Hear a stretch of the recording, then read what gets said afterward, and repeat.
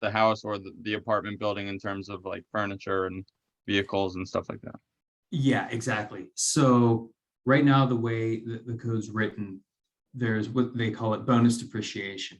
Mm-hmm. So you can write off 100% of the cost of assets that have a life of less than 20 years. So you can't do that with your building. You know, if it's a residential building, you're straight line that over 27 and a half years. If Yeah. it's a non-residential building, it's over 39 years. Right. But other items, and this is where the cost segregation study comes into play. Mm-hmm. You know, there's different components of the building. You know, a good cost seg study will break out items in the building that may otherwise have been lumped in with the building itself as under the 27 and a half or 39 years. They're going to carve out components that are depreciated over 5 years, 7 years, 15 years. And that's where you can take the bonus depreciation.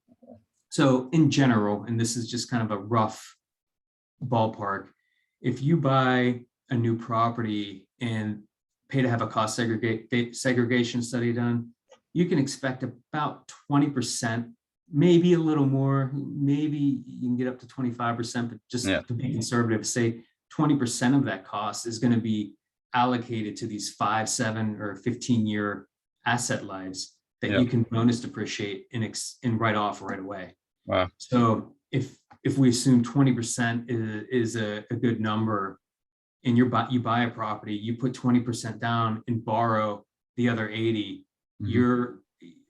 you can write off all of your down payment in that first year, Right. if everything kind of lines up properly, and you're actually able to deduct it and not restricted by passive loss limitations or anything like that.